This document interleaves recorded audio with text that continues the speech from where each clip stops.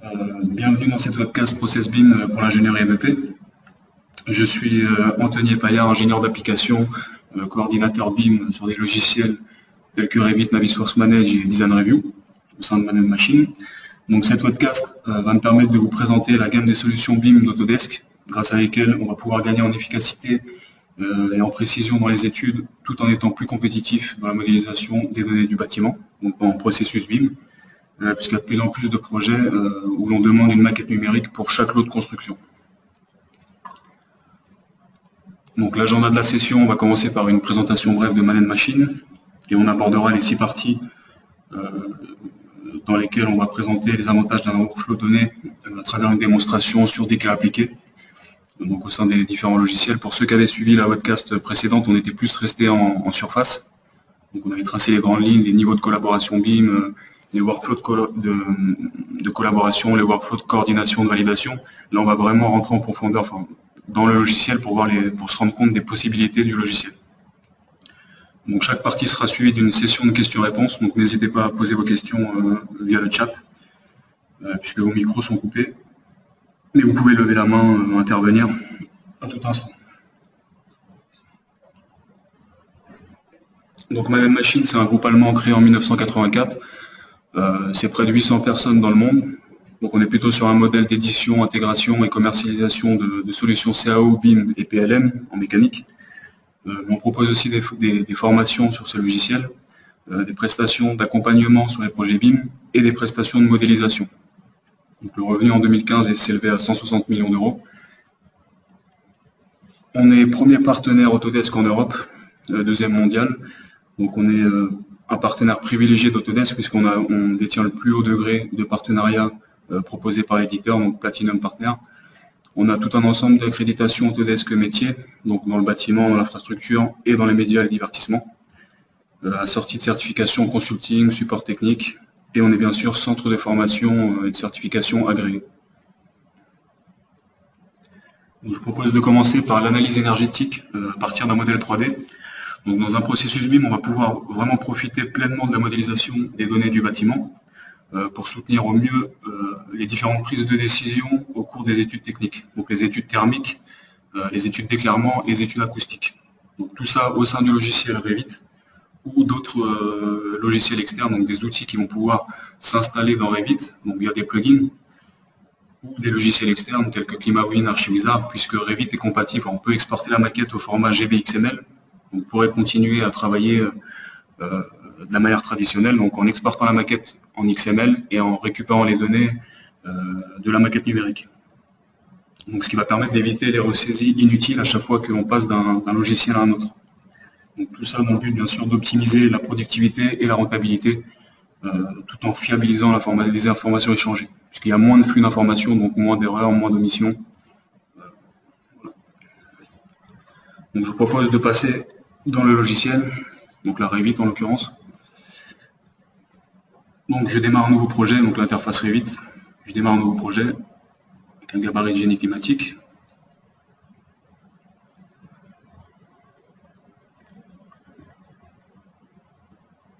Je vois une première question, est-ce que Dialux est aussi compatible? Oui, il y a une possibilité d'exporter en DWG ou en XML. Il y a aussi des plugins qui permettent d'exporter et d'importer le bâtiment. Donc de réimporter les familles avec le fichier IES, mais on y reviendra après. Donc là, le nouveau projet, donc maquette entièrement vide. Donc on imagine qu'on reçoive la maquette de l'architecte. Donc je vais lier cette maquette au projet. Donc c'est en quelque sorte c'est un XREF. Donc là c'est la maquette de l'architecte.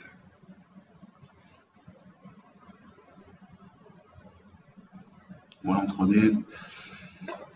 Bon, c'est un petit projet, hein, c'est juste pour montrer les possibilités. Hop. Donc en voyant plan, on va s'assurer que la maquette constitue une limite de pièces pour pouvoir placer nos espaces dans les différents volumes. Si on vient placer un espace, je peux placer un espace dans les espaces 1 à 1, et je peux aussi les placer tous automatiquement. Donc si on avait je sais pas, une centaine d'espaces, ça les placerait automatiquement. Donc par défaut, il se nomme espace, il y a une numérotation qui s'incrémente automatiquement. Mais il y a des plugins, hein, ça c'est disponible automatiquement avec Revit. Hein. On peut renommer automatiquement les espaces sur base des pièces contenues dans la maquette archi. Donc là, je vais renommer automatiquement les espaces, vous voyez que tout s'est renommé en conséquence. Donc si l'architecte, on reçoit une nouvelle maquette de l'architecte et que l'architecte déplace ses parois, les espaces, eux, vont rester et vont s'adapter automatiquement. Donc là, on peut voir tous les paramètres de l'espace, donc la surface, le volume, tous les paramètres techniques, c'est-à-dire le soufflage, le débit de soufflage, soufflé, repris, voilà, le volume, le nom de l'espace. À savoir que tout est paramétrable, on peut rajouter une ligne de paramètres pour chaque entité dans Revit. Donc des paramètres qui seraient intéressants d'avoir pour vos études. Donc on va passer maintenant, on peut créer des zones également.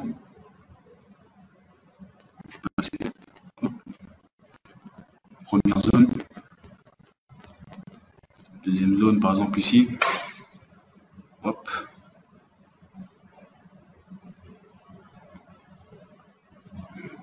Donc voilà, une zone, on peut faire une légende automatiquement, donc une légende par zone. Hop. Donc on peut modifier à tout instant, on peut ajouter des espaces dans les zones. Là, si je modifie la zone, je rajoute la circulation, ça se met à jour automatiquement. Donc pareil, les zones ont des paramètres qui leur sont propres. Donc à savoir qu'on peut aussi rajouter des paramètres dans les zones. Et toutes ces données sont récupérables dans, par exemple, ClimaWin. Si vous utilisez ClimaWin ou Archivisa, tout le nom des espaces, le volume, va être récupéré, ainsi que toutes les parois verticales, les parois horizontales, donc pour le traitement, pour l'analyse énergétique. Donc une fois que tout est... Il faut vraiment créer des espaces en fait pour pouvoir instaurer le modèle analytique dans Revit. Donc là, on peut lancer les charges, le calcul de charge et de refroidissement du bâtiment. Donc avec tout un tas de paramètres ici, on va pouvoir géolocaliser le bâtiment. Donc là, par exemple, c'est à Paris, mais avec toutes les données de la station météo la plus proche. Donc ici, les températures sèches et humides de chaque mois, température de consigne, température de calcul, pardon. Donc il y a tout un tas de paramètres. On peut mettre un ratio pour l'enveloppe du bâtiment. C'est-à-dire si l'architecte n'a pas paramétré toutes ses parois, on peut mettre un coefficient de transmission thermique pour chaque catégorie d'enveloppe. Donc du coup avec un U de ratio. Et on lance le calcul de charge. Donc les résultats obtenus vont automatiquement se mapper. Voilà, là on a le rapport détaillé. Pour chaque espace, chaque zone, on va voir le rapport sur les transmissions thermiques et sur les charges de chauffage et de refroidissement calculées en conséquence. Donc là, le rapport est disponible ici dans l'arborescence. Voilà, et si je lance un nouveau calcul, ça va faire un deuxième rapport, donc on garde une trace de l'ancien.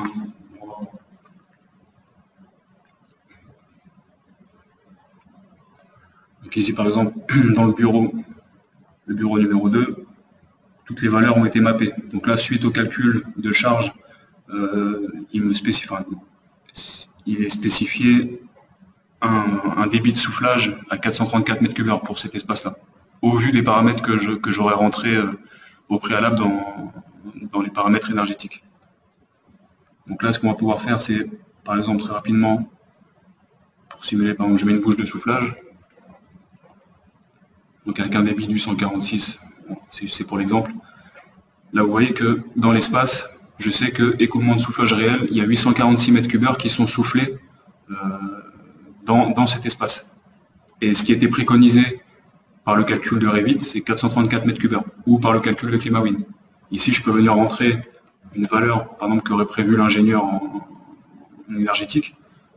Ici, c'est encore une troisième donnée qu'on peut avoir. Tout ça peut être exporté dans une nomenclature, bien sûr, pour gérer tous les espaces, en fait, pour pouvoir traiter les données. Donc les exporter sur Excel au besoin, les traiter, puis les réimporter dans la maquette.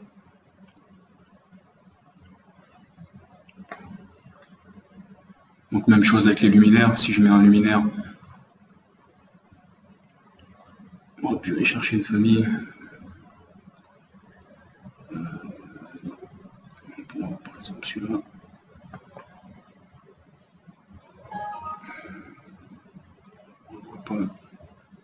voyez, j'ai juste mis un simple halogène, on ne voit pas ici.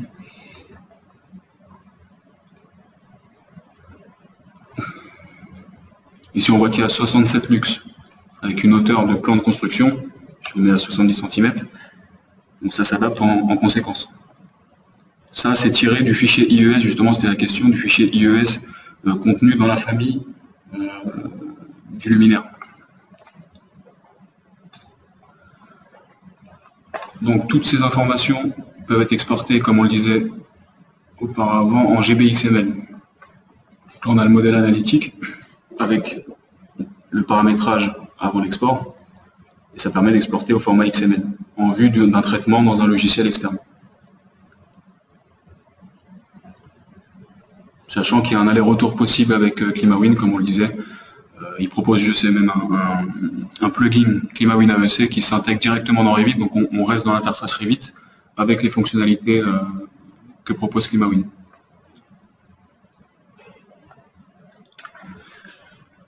Donc si vous avez des questions sur cette première partie,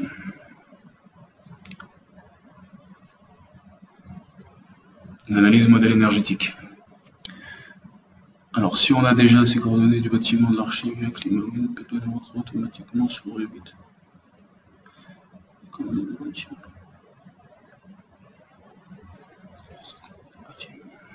Si on a déjà ces coordonnées du bâtiment de l'archive avec ClimaWin,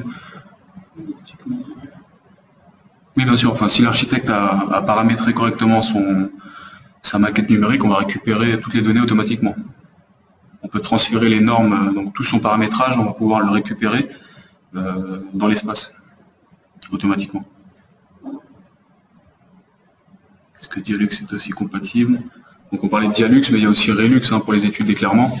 Archivisa, par contre, il ne va pas reconnaître le nom des espaces, il va simplement reconnaître la forme géométrique. Donc s'il y a un espace fermé, il va prendre tous les volumes, il n'y aura plus qu'à renommer les espaces et renseigner les typologies des parois.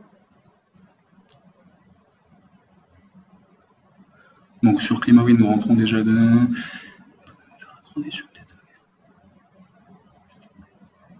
Alors non, par contre, il faut avoir le plugin ClimaWin AEC pour pouvoir faire un aller-retour dans Revit.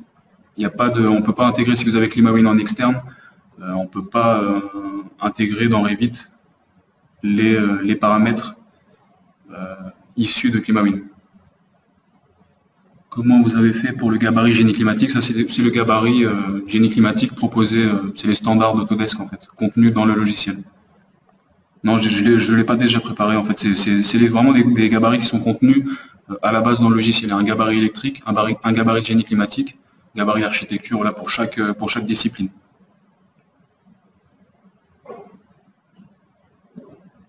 Voilà. Donc la modélisation et gestion des réseaux techniques. Donc dans Revit, on va pouvoir créer des systèmes de climatisation, ventilation et chauffage, des enfumages aussi, avec des outils intuitifs donc, qui vont rendre la modélisation très facile, à tel point que même un débutant va pouvoir commencer à tracer des réseaux. Donc, pour ce qui est du paramétrage, il faudra un peu plus de temps pour le prendre en main. Mais pour tracer, pour ceux qui ont AutoFluid, c'est un peu le même système, ça va assez vite pour tracer des canalisations. Donc on va pouvoir aussi dimensionner automatiquement les réseaux techniques, donc sur base des critères de vitesse par exemple, des critères de perte de charge maximale. Donc Revit, c'est un logiciel paramétrique, donc paramétrique avec des paramètres de relation. Donc qu'est-ce que ça veut dire? Ça veut dire que quand je vais déplacer un élément dans une vue en plan, toutes les vues en plan ou les coupes qui vont montrer cet élément vont être mis à jour automatiquement après chaque modification. Donc, ce qui va permettre de fournir des documents précis et coordonnés à tout moment. On n'a pas à vérifier dans tous les plans si tout a été bien harmonisé. C'est quelque chose qui se fait dans Revit naturellement. Donc on va passer dans le logiciel pour voir un petit peu tout ça. Donc là, j'ouvre un projet existant. Je ne pars plus d'un nouveau projet. La maquette est un peu plus lourde.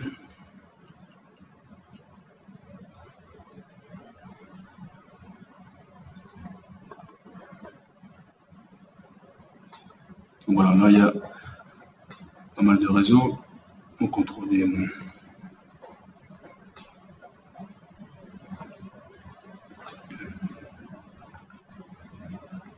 Voilà, donc il y a quand même un peu plus de réseaux.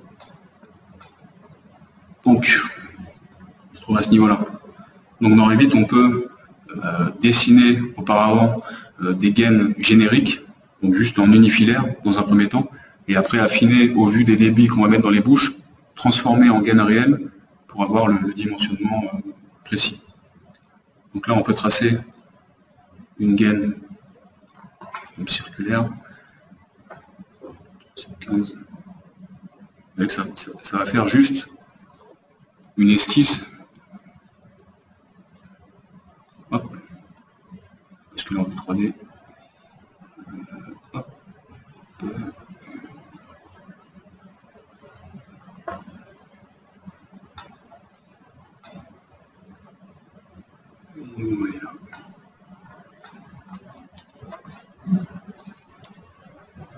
Vous voyez que là, on a ce qu'on disait tout à l'heure, hein. On a le reflet de la vue en temps réel. Donc, du coup, là, je suis en vue en plan. Quand je dessine un trait ici, vous remarquez que dans la vue 3D, ça se met à jour automatiquement.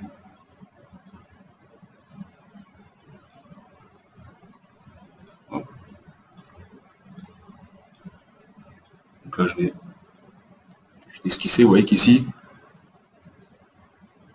quand je clique sur une gaine, il y a toutes les informations qui sont attachées à cette gaine. Donc je sais qu'il y a 600 mètres cubes qui passent dans ce tronçon au vu de ce qui a été paramétré dans les bouches. Donc ici on va verrouiller la vue 3D.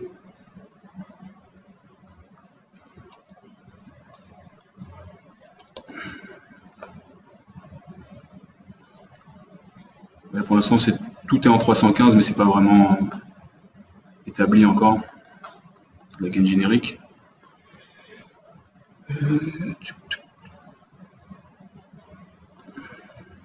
Donc ici, voilà, dans mon espace, on retrouve les mêmes valeurs que tout à l'heure, enfin les mêmes paramètres. Donc l'écoulement de soufflage calculé par l'analyse énergétique donne 900 mètres cubes heure. Et là, on remarque que je suis à 600 mètres cubes heure. Donc ce que je fais, je vais aller modifier le débit contenu dans les bouches. Donc je prends les 6 bouches, je vais les mettre à 150 mètres cubes heure. Voilà. Et l'espace est paramétré en conséquence. Donc là, vous voyez, je suis à 900, c'est prévu 900 mètres cubes heure. Je suis un peu plus proche de ce qui a été prévu. Donc ici, je vais mettre une extrémité, vous voyez qu'elle s'est mise aussi dans la vue 3D. Je peux faire une transformation, justement, de mes gaines en bifilaire. Donc on a tout le réseau qui s'est matérialisé véritablement. Je vais pouvoir lancer, comme je le disais tout à l'heure, un dimensionnement automatique. Donc là, j'ai sélectionné tout mon réseau de soufflage. Je vais pouvoir dimensionner sur base de différents critères. Ici, je vais prendre par exemple une vitesse inférieure à 2 mètres secondes. Donc je lance le calcul. Hop, vous voyez que ça s'est redimensionné automatiquement dans toutes les vues et l'étiquette qui se met à jour en conséquence. Donc là, on remarque qu'il faut sectionner avant et après les piquages. Donc là, ici, normalement, il doit y avoir 150 mètres cubes heure. Voilà, 150 mètres cubes heure, parce que dans cette bouche, il y a 150 mètres cubes heure. Ici, il doit y avoir 300 mètres cubes heure.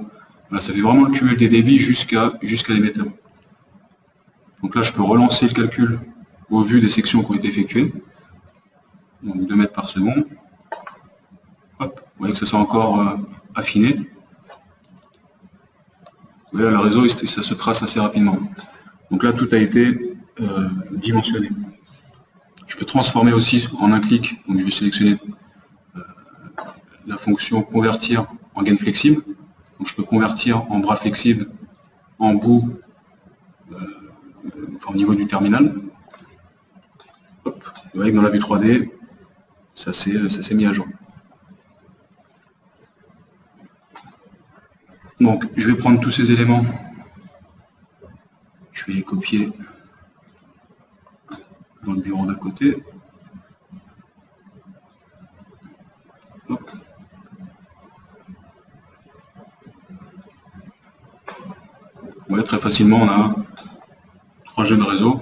Donc ici, il va falloir par contre reconnecter à l'équipement. Même ça, je peux essayer. Voilà. Donc là, tout est dimensionné. Après, s'il y a des débits différents, il faudra relancer le calcul avec la fonction de dimensionnement automatique. C'est pareil. Voilà. Et dans une vue, enfin dans toutes les vues, on peut passer du bifilaire à l'unifilaire. Donc ici, avec le niveau de détail, si je passe en faible, hop, tout va passer en unifilaire.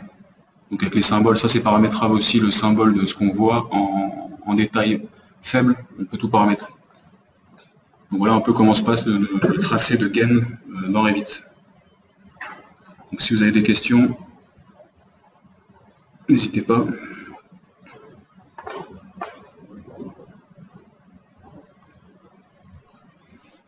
Alors,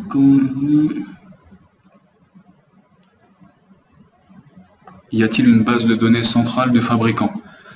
Il y a de plus en plus de fabricants qui proposent leur famille, donc des familles constructeurs. Je sais qu'il y a un plugin qui s'installe directement dans Revit qui s'appelle Map Content. Donc c'est Stabicat qui propose ce plugin. Donc il y a pas mal de familles qui sont mises à disposition. Il y a de plus en plus de sites aussi qui proposent des familles pour les réseaux techniques. Donc à terme, il y aura Aldes aussi, je sais qu'ils ont une bibliothèque assez fournie. Donc en termes de famille, c'est vrai que c'était un problème fut un temps, mais là il commence à y avoir pas mal de choix en fait. Peut-on tracer les gains automatiquement? Oui, alors il y a une fonction de routage automatique, donc où on va sélectionner les terminaux et l'équipement, et ça va nous proposer une solution d'acheminement en fait. Donc oui, on peut le faire, mais dans les projets, on a rarement des locaux qui se répètent comme ça. On peut copier aussi des réseaux de niveau à niveau, donc après modifier au besoin. Mais il y a une fonction de routage automatique oui, dans Revit.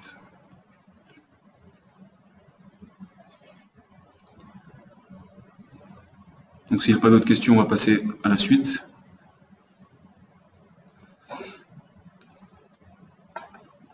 Donc la modélisation des réseaux électriques.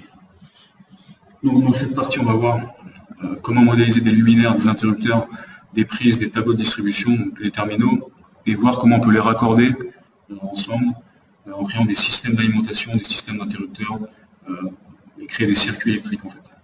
Donc avec le modèle 3D, on va pouvoir vérifier les charges électriques, le nombre d'appareils connectés, effectuer des maîtrises sur les chemins de câbles, estimer la longueur des câbles électriques. On peut aussi définir les types de fils, les gammes de tension, enfin tout un tas de paramétrages électriques assez poussés. Sachant qu'il y a aussi Caneco, là pour les électriciens, il y a Caneco BIM qui propose une passerelle entre Revit et Caneco Implantation, Caneco BT. Donc on va pouvoir faire aussi des nomenclatures de tableaux électriques, donc pour calculer rapidement les charges totales et générer des documents synchronisés avec le dessin. Rééquilibrer les charges connectées, bien sûr. Donc, encore une fois, on va vraiment fiabiliser toutes les données nécessaires au dimensionnement électrique. Donc on va passer dans Revit sur un projet électrique.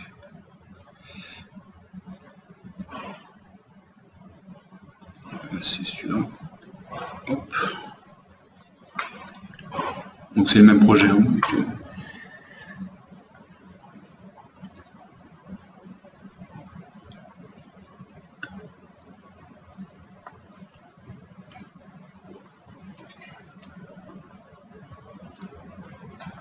voilà, là je suis en vue de plafond dans mon arborescence. Ça c'est l'arborescence du projet, donc il y a toutes les vues, toutes les feuilles, toute la documentation du projet contenue dans la maquette Revit. Donc ici on voit que je suis en plan de plafond au niveau 1, au niveau 0 pour c'est une maquette américaine.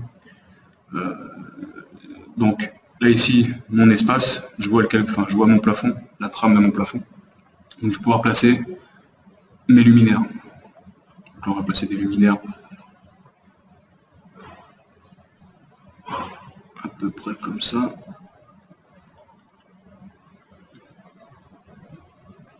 Donc, je peux faire, il y a des fonctions de réseau de dessin qui facilitent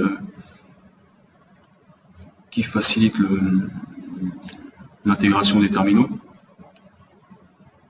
Par exemple, mettre ici, hop. Je vais mettre 400, voilà.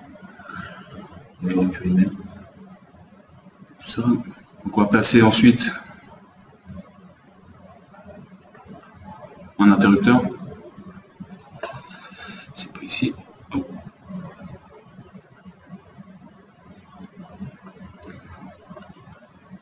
Donc je sélectionne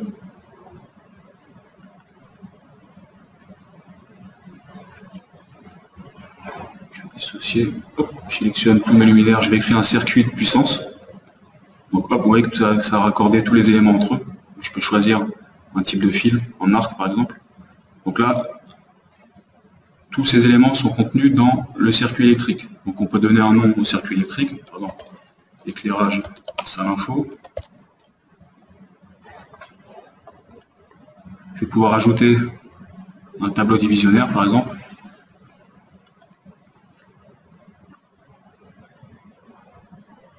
C'est pas bon. Donc ici, je vais définir mon système de distribution. Comme ça, hop. Et je vais sélectionner le panneau, hop. Donc là, tout est raccordé. On a un système, un circuit électrique. Pour les prises, c'est le même fonctionnement. Donc ici, je vais placer quelques prises. Pareil, je vais créer un autre circuit de puissance. Hop, je vais pouvoir lui donner un nom. PC ça info par exemple. Et il a automatiquement reconnu le système de distribution, donc fil en arc.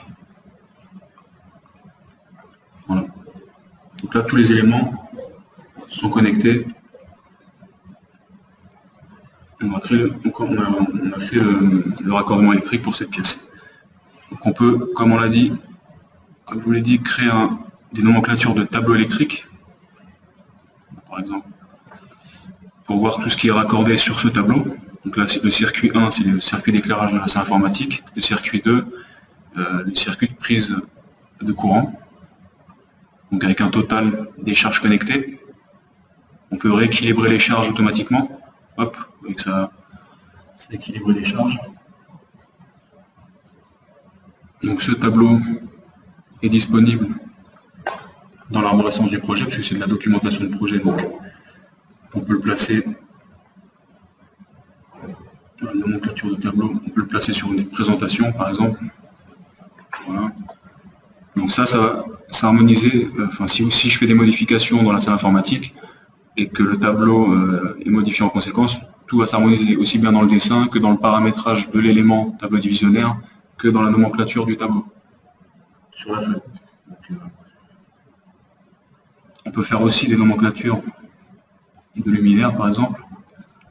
Ici je vais sélectionner les éléments électriques luminaires.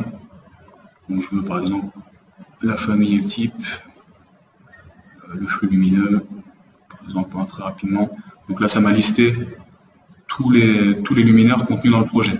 Donc là il n'y a pas de risque d'erreur possible, puisque si je supprime un luminaire dans une pièce, dans un plan, ça va supprimer automatiquement dans la nomenclature. Donc voilà, tout un tas d'options qui vont augmenter la productivité. Là je peux, si je l'ai en vue en plan, je vais pouvoir dessiner des chemins de câbles de la même manière que les gaines, ça va assez vite. C'est pas là, pardon. Ouais.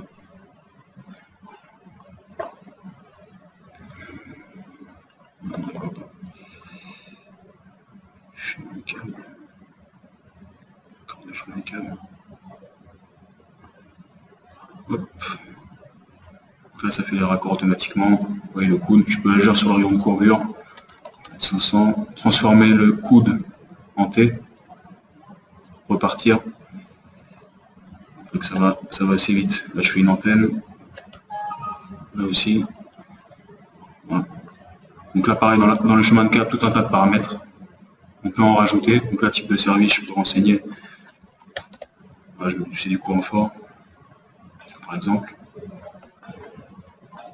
Voilà, donc ça pareil, on peut faire une nomenclature de chemin de câble pour avoir le métré, le nombre de tronçons, etc. Donc voilà, si vous avez des questions en ce qui concerne la modélisation des réseaux électriques.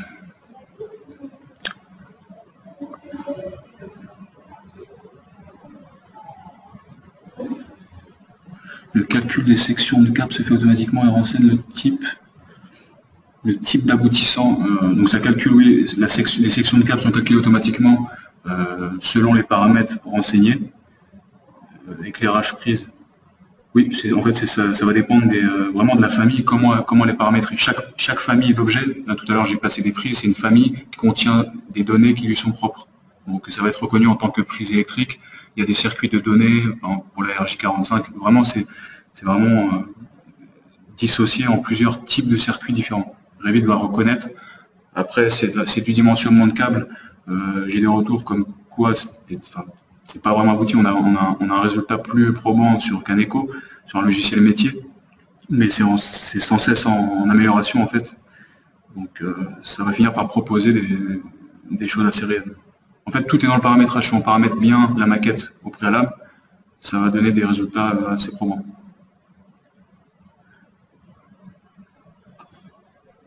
Comment se fait la passerelle entre Caneco et le logiciel? Donc c'est un plugin, ça s'appelle Caneco Beam, qui s'intègre dans Revit et qui va, je ne sais pas quel format il utilise, mais ça doit être du XML ou un format propre à Caneco. Et ça va récupérer tous les paramètres électriques. On traite dans Caneco Implantation, Caneco BT, et on va pouvoir faire un retour dans Revit. Donc ça va renseigner les circuits électriques dans Revit en retour.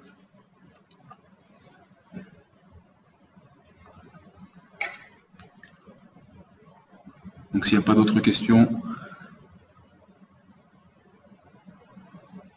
on va passer à la suite. Donc la modélisation des réseaux de plomberie. Donc c'est à peu près le même principe. On sait que la disposition des systèmes de plomberie, c'est une opération assez longue. Donc avec Revit, on va pouvoir profiter des outils, se rendre compte des volumes pour passer les gravitaires par exemple, avec des inclinaisons prédéfinies. Donc en voyant des choses, avec la maquette, on va voir des choses qu'on n'aurait pas forcément vues dans un processus CAO 2D classique. Donc comme on l'avait pour les gaines tout à l'heure, tout est harmonisé. Quand je bouge un gravitaire, une canalisation sous pression dans une vue, ça va s'harmoniser dans toutes les coupes et tous les quantitatifs.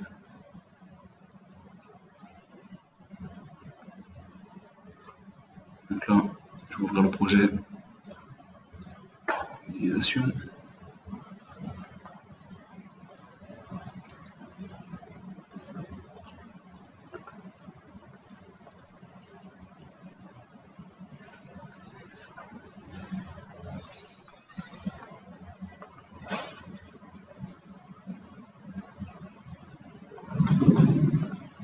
Donc ici j'ai des appareils sanitaires. Sachant que l'architecte dispose des appareils sanitaires dans sa maquette, mais qui n'ont souvent pas de connexion de plomberie. Donc on peut copier-contrôler les appareils sanitaires contenus dans la maquette archi pour en fait contrôler s'il y a une modification, on va en être averti. Nous, notre famille va pouvoir s'aligner, on va pouvoir proposer une solution différente à l'architecte en retour. Donc ici, dans ma vue en plan, je coupe aussi. Voyez, je suis dans ma coupe, hop, vue en plan. Donc ici, je vais désactiver les appareils sanitaires contenus dans la maquette archi pour ne voir que les appareils sanitaires qui sont contenus dans la maquette. Vous voyez ici avec les raccords de canalisation. Donc ici, même chose, on va dans canalisation, on peut spécifier une inclinaison par exemple d'1%. Donc, je vais dessiner dans la coupe, je vais mettre en 25 pour l'instant. Donc ici,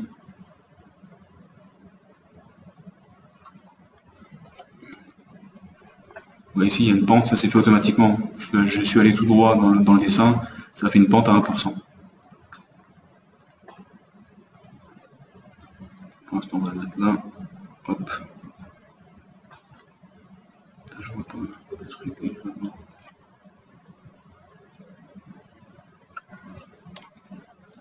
Donc là, j'ai le tronçon ici. Ici, même chose, on va pouvoir faire des gaines, des canalisations génériques.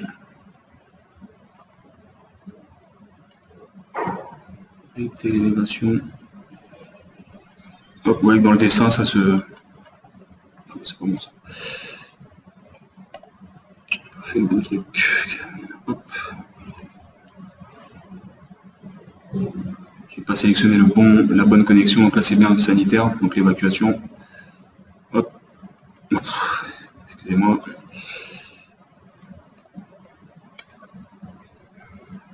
Vérité l'élévation. Sanitaire. Voilà. Même chose ici. Sanitaire.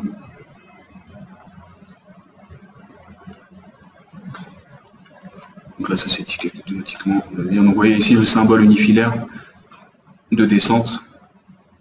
Ici, comme tout à l'heure, je peux tout convertir en gaine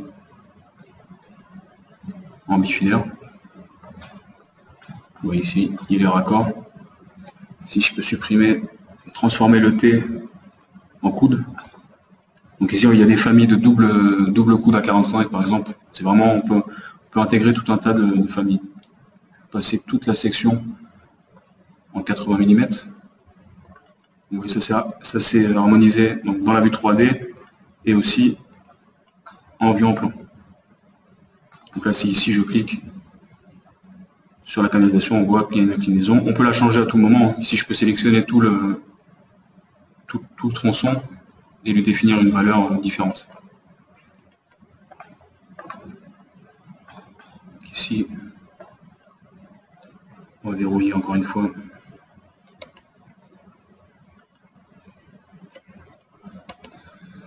Je fais ça en repère. Hop.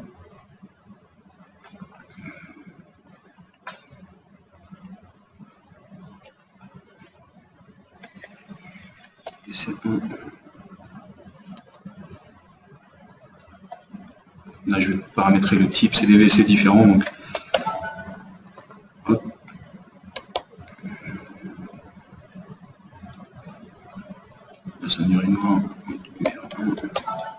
Donc ici, j'ai défini dans cette vue le type des éléments. Si je rebascule dans ma vue en plan, là, quand je vais venir étiqueter, ça s'est harmonisé automatiquement. Bah, pour les noirs, c'est pareil.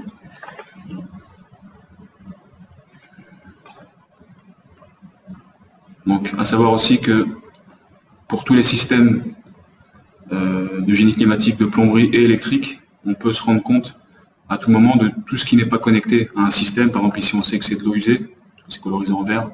On peut voir tout ce qui n'a pas d'attribution. Donc, au niveau des canalisations, ici, on sait que c'est un réseau de sanitaire et j'ai tous mes appareils sanitaires. Vous voyez, ça se met en surbrillance dans le modèle. Donc, ici, on aura le débit aussi pour toutes les gaines. Donc on peut vraiment gérer, ça c'est le gestionnaire des systèmes pour les réseaux techniques, donc électriques aussi. Voilà, si vous avez des questions sur les réseaux de plomberie, n'hésitez pas.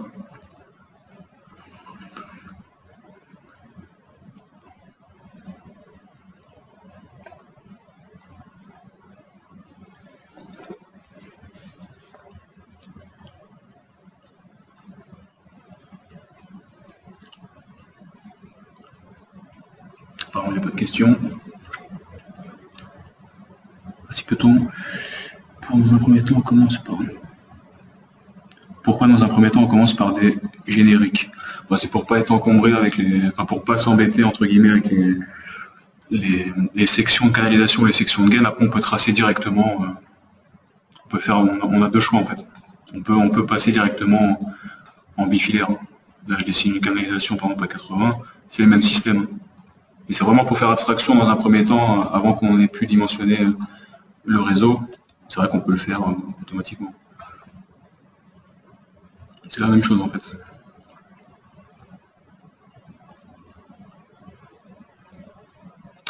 Donc pour la présentation 2D et la gestion de la documentation du bâtiment. Donc on va voir comment on prépare dans Revit l'espace papier, entre guillemets, donc les cartouches, sachant que c'est toujours une tâche très longue et difficile à gérer. Donc vraiment pour chaque vue, ça va être harmonisé dans chaque vue. Donc quand on modifie une vue, ça va la modifier dans toutes les présentations. Les étiquettes aussi pareil. Donc là, l'étiquetage consiste en fait à extraire les données contenues dans chaque élément. Donc si la donnée vient à changer, l'étiquette change automatiquement. Donc ça, encore une fois, ça fiabilise les informations. On a un risque d'erreur fortement réduit.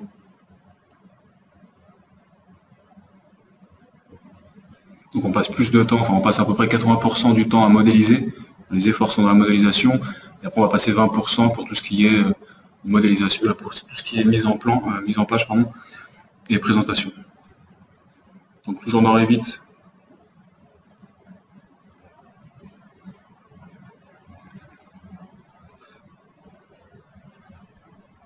On va ouvrir documentation.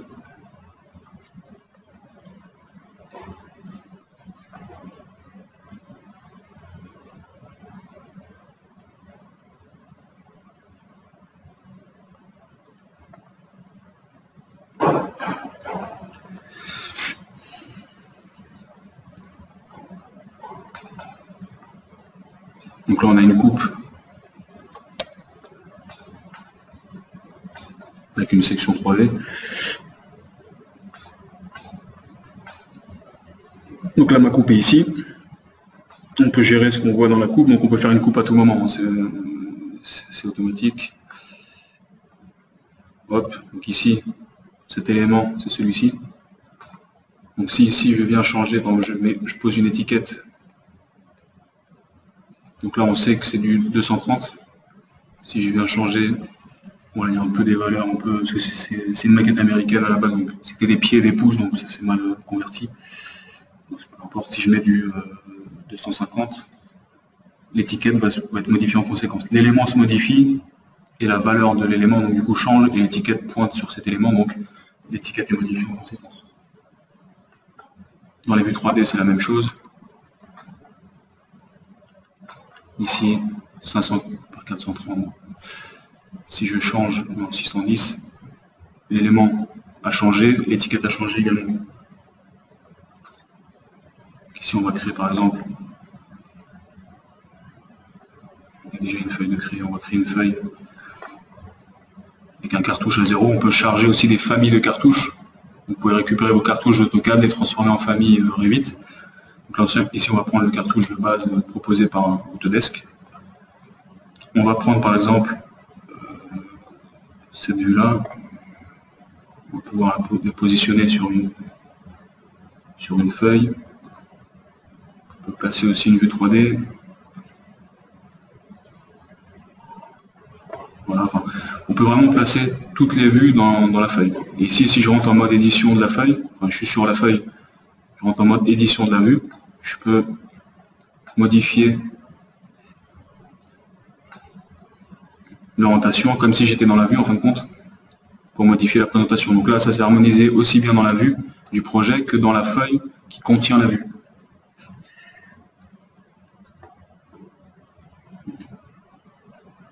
Ici, je crée une nouvelle feuille par exemple.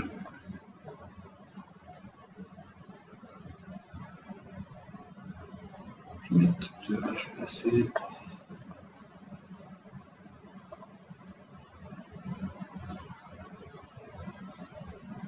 Voilà, donc très facilement là aussi je pourrais modifier des choses. Là je suis dans l'espace papier entre guillemets, tout va être modifié en conséquence. Donc on peut bien sûr exporter toutes les feuilles ou toutes les vues 3D ou toutes les vues en plan, n'importe, en DWG, donc ici, et on va pouvoir paramétrer tout un tas de choses au niveau des calques. Donc toutes les là ici, toutes les catégories de Revit, par exemple les canalisations seront dans le calque, pipe, puisqu'encore une fois c'est un gabarit américain, donc ici on va mettre canin, je ne sais pas ce que vous avez eu l'habitude de mettre dans le calque. Et on pourrait ajouter, par exemple, ça serait dans le calque canalisation, on peut gérer sur la couleur, on peut gérer la couleur ici de 0 à 2, enfin de 1 à 255. ou utiliser les couleurs du plan. Donc ici, on se mettrait en couleur vraie. On peut aussi changer la version d'AutoCAD, donc pour une version plus ancienne, rendre non imprimable des calques. Bon, il y a vraiment tout un tas de paramétrages, vous voyez, c'est assez fourni pour exporter les plans issus de la maquette en DWG. Donc on peut même effectuer le plus gros du travail sur Revit et fignoler sur AutoCAD. Donc une fois les plans DWG extraits. Voilà, si vous avez des questions sur la présentation, la mise en page sur Revit.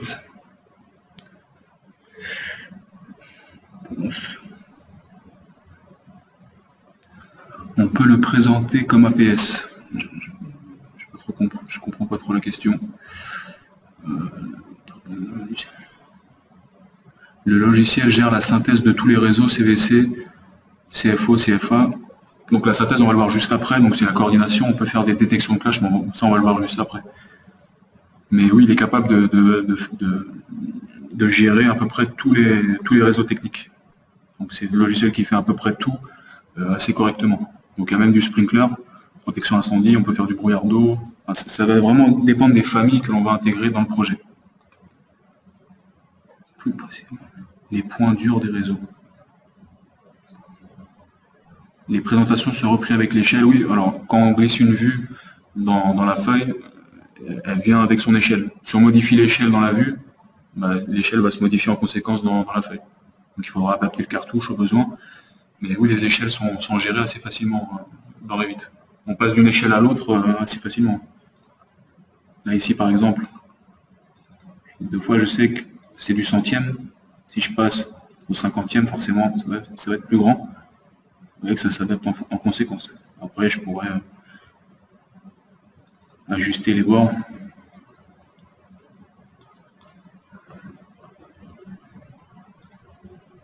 Hop. Après, tout dépend. On peut faire aussi des zones de définition préétablies, enfin validées pour le projet, et réduire les vues à cette zone de définition.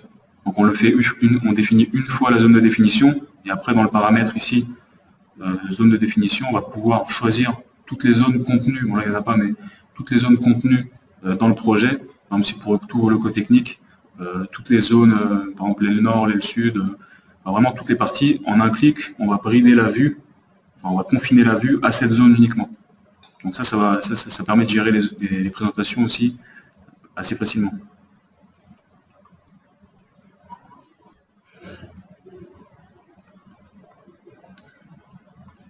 Comment nous pouvons gérer les tailles des étiquettes avec les échelles?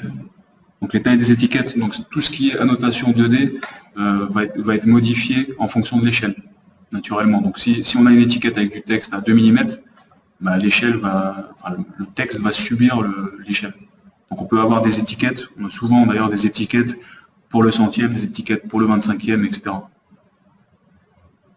Donc encore une fois, c'est une famille, on change juste, on peut dupliquer l'étiquette très rapidement et changer la taille du texte. Ça va assez vite.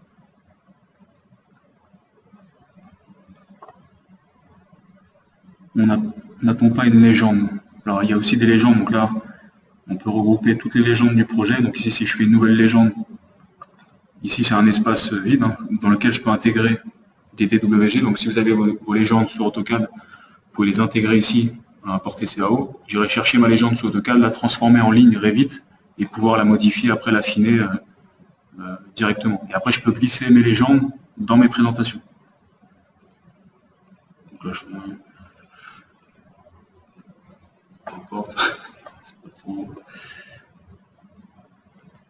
et ici, ma légende 1 que je peux renommer, je la glisse ici, hop. Là j'aurai toutes mes légendes que je peux glisser dans le cartouche n'importe où. Donc ça je peux le glisser dans X feuilles en fait. Si je peux le renommer dans CVC, peu importe. Donc là vraiment l'arborescence ça regroupe tous les éléments du projet et après on va pouvoir jouer avec, les glisser dans telle ou telle feuille, enfin j'irai vraiment organiser les vues aussi selon l'organisation mise en place sur le projet. Donc, on peut tout paramétrer les feuilles aussi. Là on a toute la liste des familles contenues dans la maquette.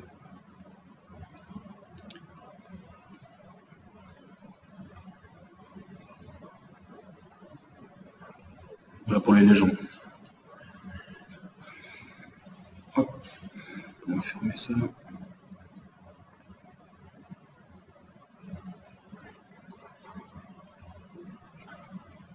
Donc justement, coordination et revue de projet.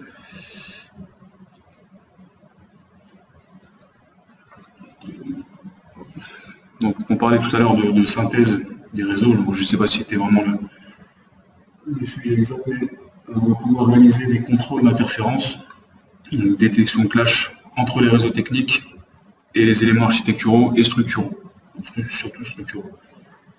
Donc, pour ça, on a une fonction de détection de clash qui est disponible directement dans Revit, ou alors lorsque le projet va être trop volumineux ou qu'on utilise plusieurs formats de fichiers, plusieurs formats de maquettes, on va plutôt utiliser Navisworks, l'outil Clash Detective. Donc Navisworks, pour ceux qui ne connaissent pas, c'est un logiciel de revue de projet BIM qui permet une navigation beaucoup plus allégée, à hauteur de 80% du modèle natif, et qui peut lire plusieurs formats, dont IFC justement. Donc tous ces contrôles qui vont être réalisés en amont, toutes ces détections de clash, vont permettre une meilleure collaboration au sein de vos équipes, une réduction des coûts et en théorie, moins de retard sur les plannings d'exécution. Il faut que tout le monde joue le jeu et fasse bien les études au fur et à mesure de l'avancement du projet. Donc là, on va basculer dans Revit et on ira dans un second temps dans Navisworks pour voir un peu ces fonctions de détection de clash. Donc ici, j'ouvre le projet de coordination.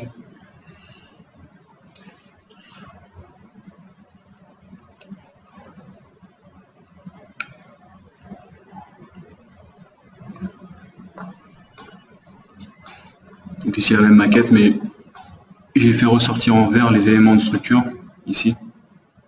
Et longerons, donc là c'est la maquette de l'architecte, ici. Vous voyez qu'il y a deux maquettes liées, il y a la maquette de l'architecte et la maquette de structure, pardon, c'est la maquette de structure.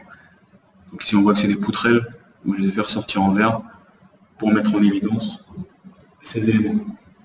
Donc ici on va pouvoir faire dans Revit une détection d'interférence, de clash. Donc entre par exemple les équipements de génie climatique, et après on peut choisir le projet en deuxième sélection, donc là ça va être la maquette structure, donc tout ce qui est ossature, avec les poutrelles par exemple justement, on va désactiver tout ça. Donc je lance l'exécution de la détection de clash. Donc là on a la possibilité d'afficher dans le modèle l'élément visé par le clash en compte. Là, vous voyez, il se met en surbrillance. Là aussi. Là on voit justement les deux éléments en orange, l'équipement de génie climatique, et en bleu, l'élément de structure qui clash avec l'équipement. Donc on peut aussi exporter ce rapport au format HTML pour le traiter ultérieurement. Donc là ici,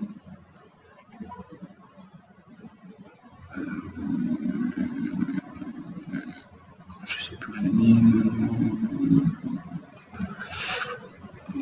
Il est là. Sur l'onglet. Donc la format HTML avec les identifiants de la sélection A et les identifiants de la sélection B. Donc du coup on peut dans Revit rechercher les éléments par leur identifiant. Donc ici on pourrait très bien envoyer cette liste à quelqu'un pour qu'il traite les clashs ultérieurement, par exemple.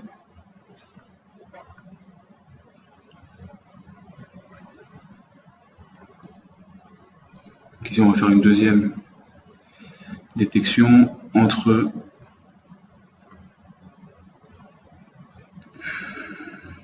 on va désactiver les luminaires et les équipements électriques et tout le fichier structure, donc que l'ossature parce que ça va être lourd. Si on fait de projet à projet, vous allez avoir quelque chose comme 1000 clashs, c'est assez énorme à traiter. Déjà là, juste avec l'ossature, il y a quand même pas mal de clashs.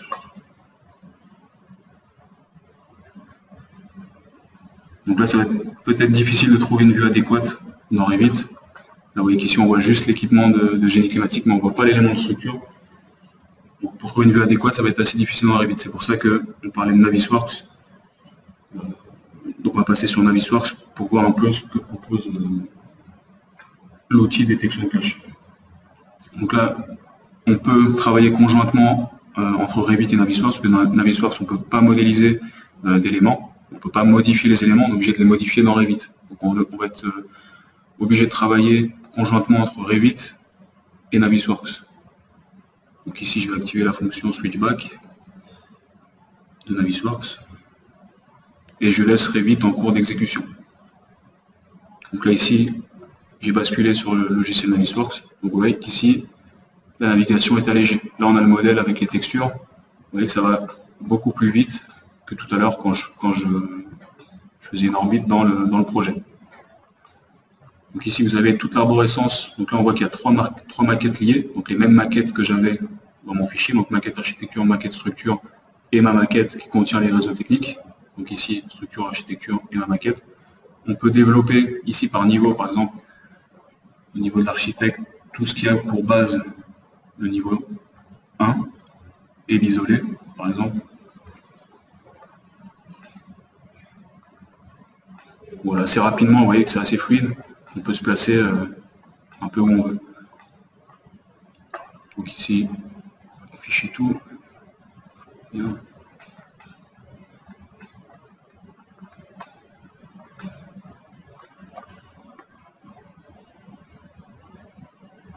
Donc ici, on va pouvoir, par exemple, naviguer.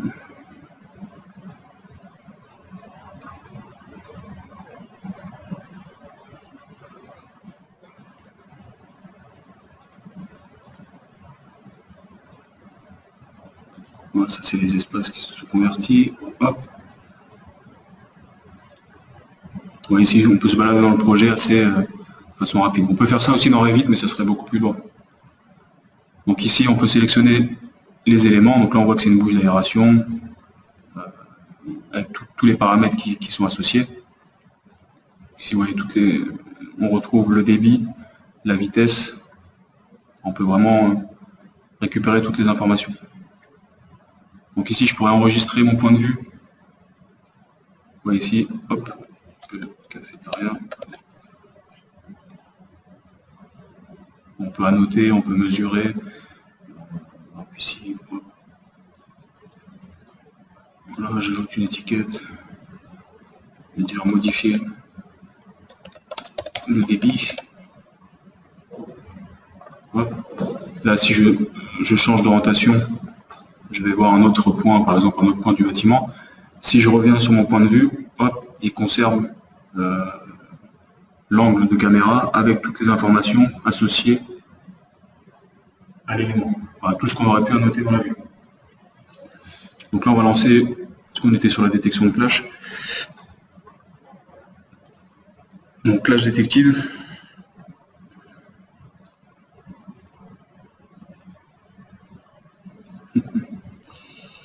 Je vais l'épingler. Voilà, hop. Donc je vais ajouter un nouveau test.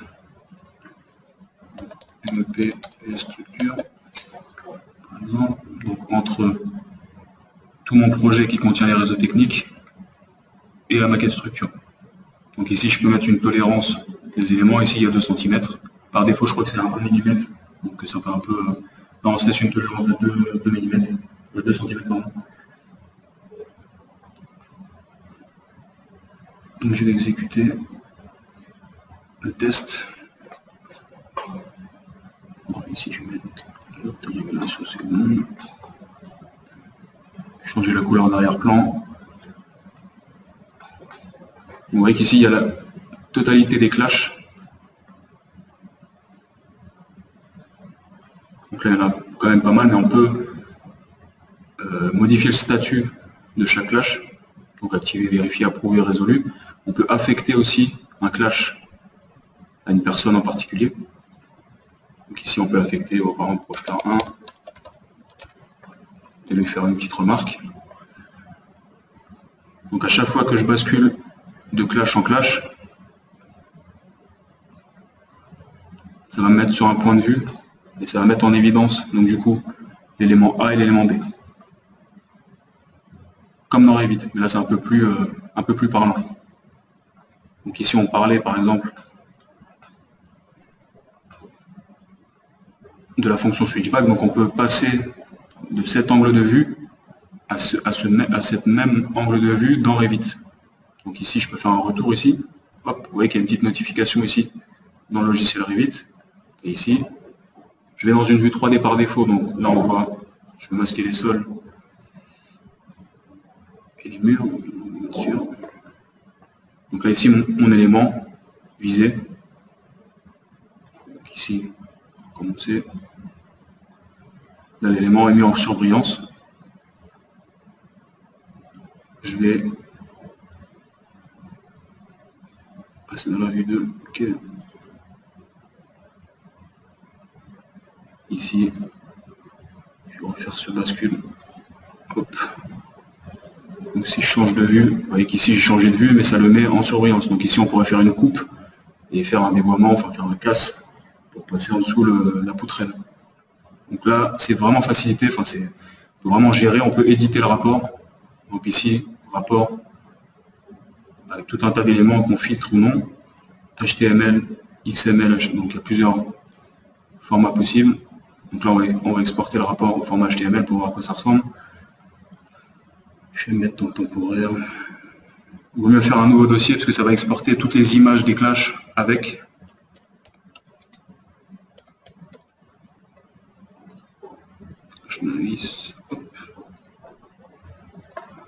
Ça va exporter le rapport. Même chose avec les points de vue. On a vu tout à l'heure qu'on pouvait enregistrer les points de vue. On peut créer des dossiers. Donc si vous avez une revue de projet, vous projetez la maquette avec tous les points bloquants, vous avancez au fur et à mesure, et puis à la fin vous auriez plein de points de vue étiquetés, annotés, commentés. Et du coup, ça édite un rapport de la même manière avec les images de capture, la personne qui a apporté le commentaire, etc. Vous pouvez envoyer le rapport à tous les collaborateurs. Ça permet de garder une trace et de suivre mieux les points bloquants. Donc là, il y a pas mal de clashs, donc ça prend un tout petit peu plus de temps.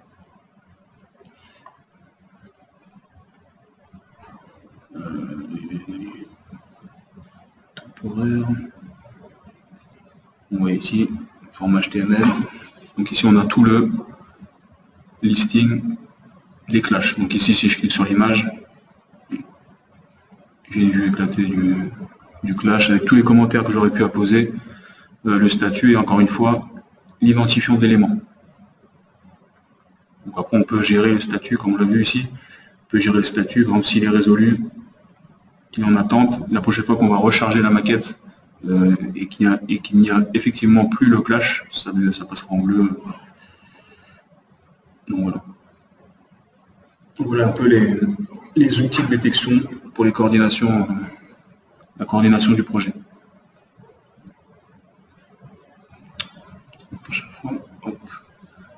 Donc si vous avez des questions, vous allez en avoir.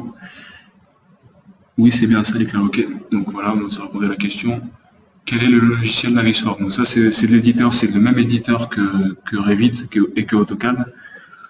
Mais c'est un logiciel de revue de projet, donc comme on l'a vu, qui allège fortement la navigation dans le projet, qui permet de faire du planning de chantier, par exemple, timeliner, des animations,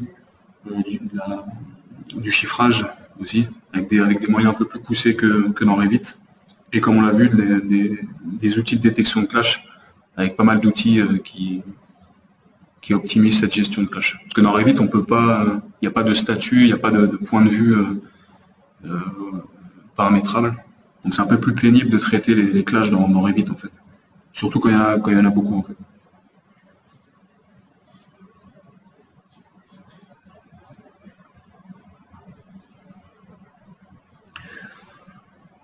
Donc, production collaborative, on peut partager, dans Revit, on peut partager le projet, donc ça c'est le gros avantage. Donc ça veut dire que plusieurs collaborateurs vont pouvoir produire en simultané sur une maquette. Donc avec un mode de collaboration très flexible, on va pouvoir découper le projet soit en discipline, soit par discipline, par sous-discipline, par partie de bâtiment, par zone. On peut vraiment, enfin, c'est assez flexible la façon de découper le projet. Donc pour ça, il faut mettre en place des sous-projets. Un sous-projet, c'est un ensemble d'éléments, comme on le voit ici. C'est un ensemble d'éléments contenus dans un sous-projet. En fait.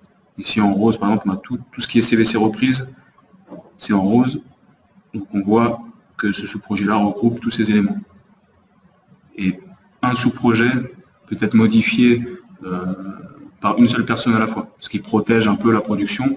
C'est-à-dire que si le collaborateur est en train de modifier dans une zone, on ne pourra pas prendre sa gaine et faire autre chose en parallèle. On devra lui demander l'autorisation, entre guillemets, pour pouvoir toucher à cet élément.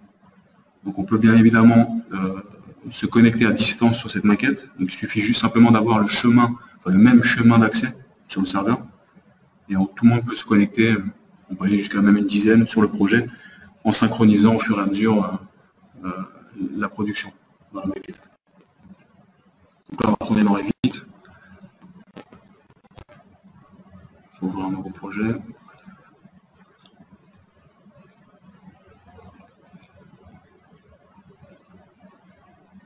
Donc là, ici, on voit que c'est un fichier central.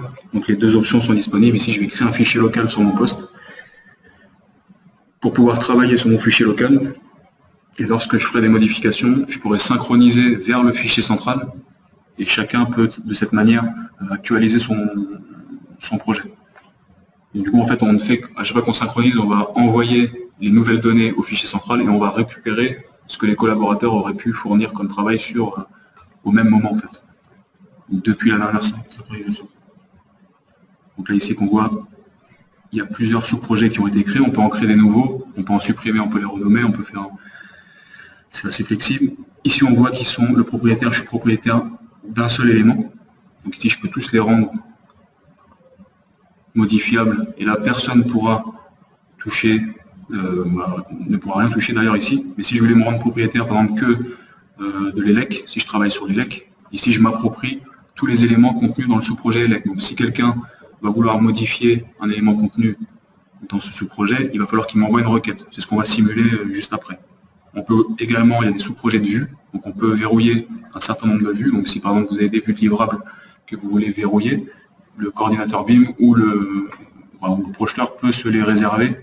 Comme ça, aucune modification ne sera faite sans qu'il donne l'autorisation en fin de compte.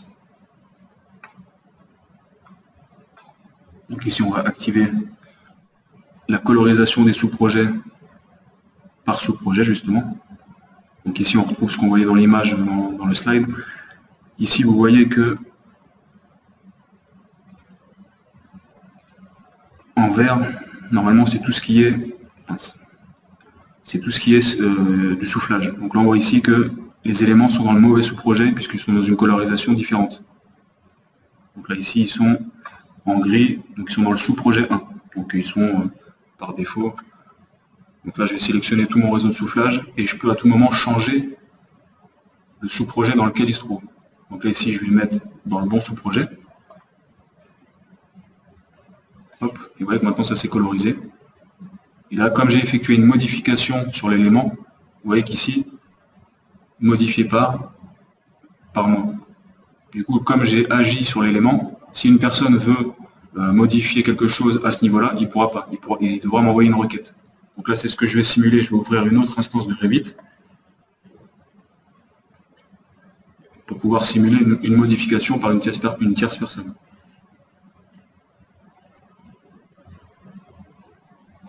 Alors, donc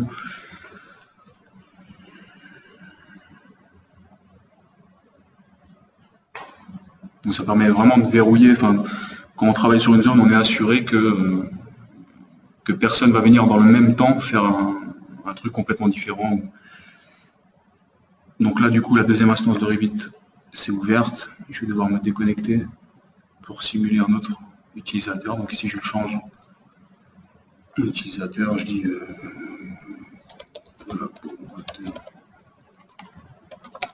collaborateur bis. Voilà. Donc je vais aller me connecter à la maquette centrale. Donc ici, je crée un fichier local aussi. Bon, ici, c'est sur mon poste, mais si c'est un collaborateur, il le créerait sur son poste.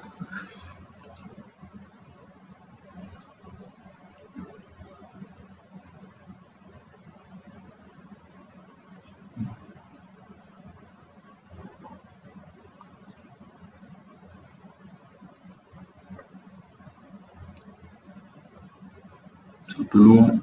Hop. Voilà. Là, je suis dans l'autre instance. Imaginons que je suis un autre collègue. Voilà, si j'active ici les sous-projets, la colorisation des sous-projets par propriétaire, je vais voir que à ce niveau-là, en rose, du coup, il y a ces éléments. D'ailleurs, je ne les ai pas touchés, je ne sais pas pourquoi, mais ça va être le sous-projet 1. Et ici, on voit que ça c'est en train d'être modifié par notre collaborateur. On voit l'infobulle ici. Vous voyez, propriétaire actuel. Donc c'est moi, c'est l'autre session. Dernière mise à jour. Il y a aussi le nom d'utilisateur. Donc ici, si je veux modifier, par exemple, je voudrais bouger la gaine à côté, vous voyez qu'ici, j'ai un petit message qui me dit que c'est impossible de modifier l'élément tant que moi, de l'autre côté, ne l'a pas modifié. Donc ici, je peux placer une requête qui va être envoyée sur le poste de l'autre utilisateur en attendant de pouvoir modifier. Donc là, je rebascule sur ma session initiale et je peux voir ici que j'ai des requêtes. Donc là, je vais devoir synchroniser. Voilà, sous-projet utilisateur, j'abandonne les sous-projets et les éléments suivants. Donc le sous-projet utilisateur, je vais synchroniser. Donc là, en quelque sorte, j'accepte sa requête. Vous voyez qu'ici, il n'y a plus de requête en attente. Et si je bascule hop, dans l'autre session, vous voyez que ça a changé la colorisation. Maintenant, je suis assez libre de faire ce que je veux. Ah, il faut que je recharge aussi, donc il faut synchroniser aussi dans cette session-là.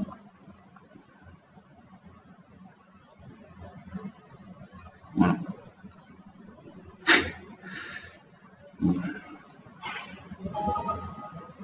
Voilà, je peux modifier les réseaux. Donc si je voulais détacher, on peut rebasculer à tout moment, on peut rebasculer d'un fichier central à un fichier local classique. Donc pour ça, il faudrait en fait ne pas créer un fichier local, mais détacher le fichier central et ne pas conserver les sous-projets. Work7, c'est sous-projets, bon, moi j'ai une version anglaise parce que. Donc détacher et ne pas conserver les sous-projets. Donc là, la maquette redeviendrait comme une maquette normale, donc en non collaboratif.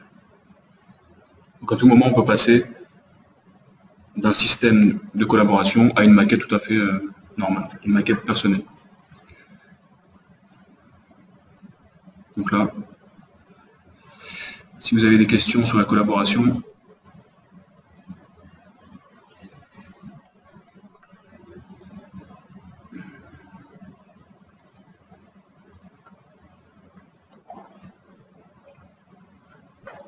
peut-on travailler sur la même maquette à distance? Bon, ça, on y a répondu, oui. Donc il faut simplement avoir le bon fichier, le bon chemin d'accès au fichier. Faut-il installer un plugin dans Revit pour pouvoir passer directement entre Revit et Navisworks? Normalement, quand vous avez installé Revit et après vous avez installé Navisworks, normalement le plugin qu'on a vu tout à l'heure là, c'est ici complément externe, outils externes, vous avez les fonctionnalités qui se sont installées avec. Donc après avoir les mises à jour dans le gestionnaire d'application pour ajouter ces deux options. Mais c'est un plugin qui s'installe automatiquement avec Revit normalement. Donc on va accélérer un petit peu. Donc voilà, s'il n'y a pas d'autres questions.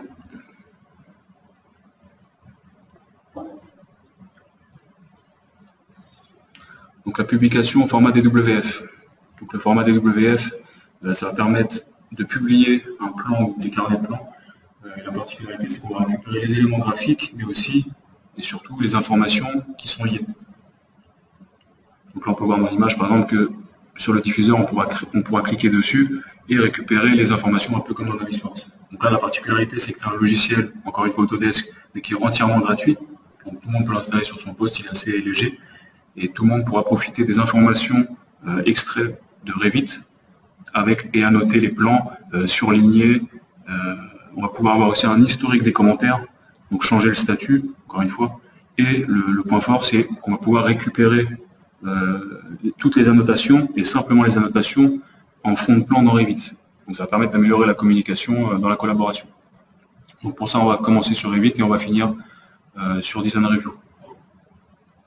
Donc ici, je ferme ça.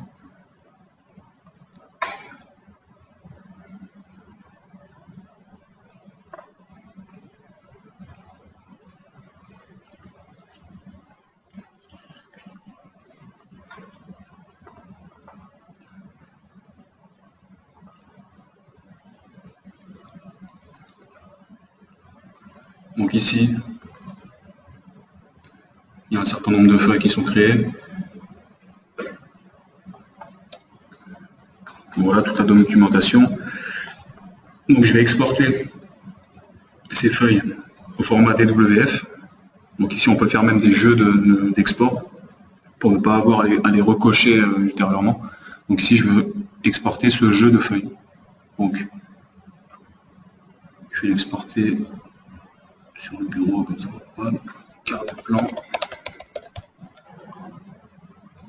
Voilà.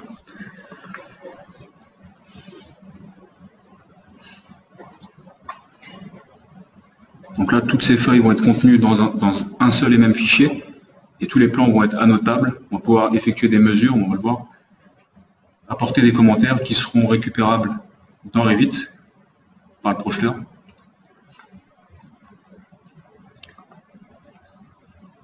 Et on va pouvoir répondre à ce commentaire. Donc là c'est terminé. Hop. Donc là, ici, mon carnet de plan.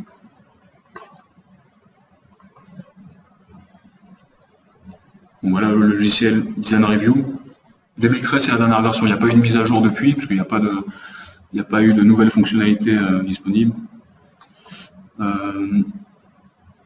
Donc là, du coup, la liste de mes plans. Vous voyez que je bascule d'une feuille à l'autre. Ici, la particularité de ce logiciel, c'est qu'on va avoir une 3D dynamique. Donc ici, j'ai mon modèle 3D. C'est une vue 3D exportée de la maquette. Donc ici, si par exemple, je veux sélectionner cet élément-là, j'ai des outils pour les déplacer. Hop. Je peux déplacer comme ça tout un tas de... Voilà, pour faire une vue éclatée, pour voir ce qui se passe un peu. Là, je peux sélectionner par exemple la bouche, et vous voyez qu'on retrouve les mêmes informations, donc le débit, la vitesse. Donc ça, n'importe qui peut installer ce logiciel, puisqu'il est entièrement gratuit, et on va pouvoir analyser les données de la maquette, annoter des plans. Donc ici, je suis sur ma feuille, voilà celle-là. Je vais pouvoir apporter des annotations. Donc ici, par exemple,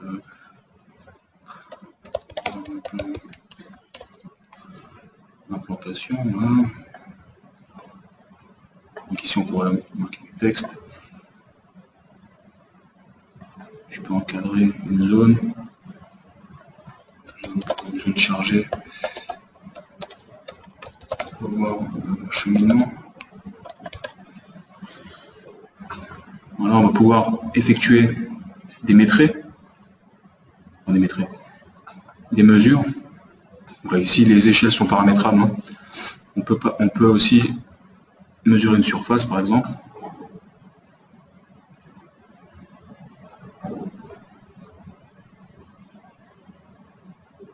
Ça ressemble un peu à un Dialux. Voilà. Bon, là, l'unité n'est pas définie. Donc là, une fois que tous les plans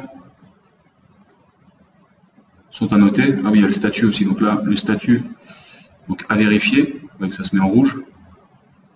Ça aussi, pareil, à vérifier. Voilà. Donc là, j'enregistre les modifications apportées dans le carnet de plan. Et là, dans Revit, je vais pouvoir insérer, vous voyez ici dans l'onglet insérer, il y a annotation des WF. Donc là, je vais pouvoir récupérer, je vais aller chercher mon carnet de plan. Je vais récupérer automatiquement. Donc là, il reconnaît que j'ai annoté qu'un seul plan.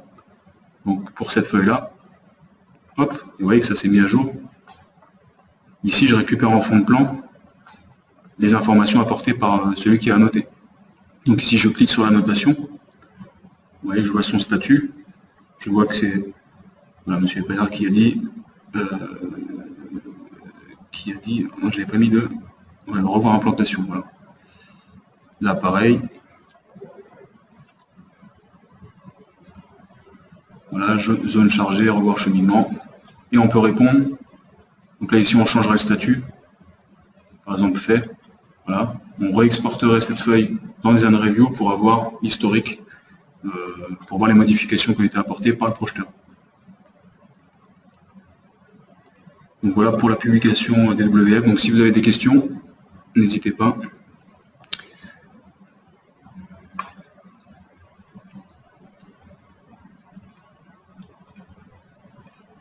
Je vous laisse le temps d'écrire.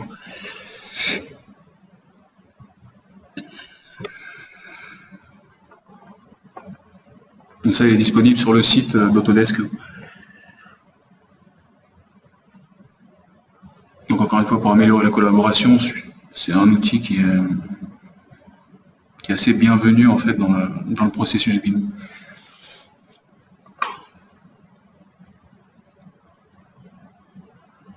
Donc il n'y a pas de questions apparemment. Même la personne mais voilà, donc l'avantage, donc là il y a une question. Donc la personne qui n'a pas Revit, qui n'a ni Revit ni Navisworks, qui n'a aucun logiciel d'ailleurs de CAO, ni aucun logiciel BIM, il peut installer ce logiciel-là, c'est ça la force de l'outil. Il peut ouvrir et exporter. Par contre, il faut qu'au préalable, quelqu'un lui ait exporté les carnets de plans. Pardon. Donc oui, c'est tout à fait possible. Justement, en quelque sorte, c'est un viewer de plans préparés. Par contre, il ne peut pas ouvrir une maquette Revit directement et faire des coupes. Enfin, c'est obligatoirement des vues qui sont préparées par l'utilisateur.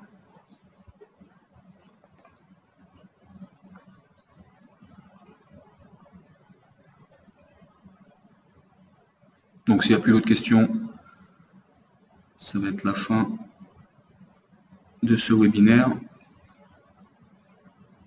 Donc les prochains rendez-vous, il y aura une prochaine webcast le 5 avril à 10h30, donnée par mon collègue pour voir un petit peu les différences, le comparatif entre Revit LT et Revit.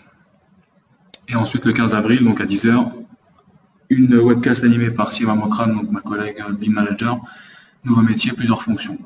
Donc pour les Parisiens, vous pouvez nous retrouver aussi sur le stand du BIM World, le stand 119, le 6 et 7 avril prochain. Donc voilà, merci à tous pour avoir suivi cette webcast. Et je vous dis à bientôt dans une prochaine webcast.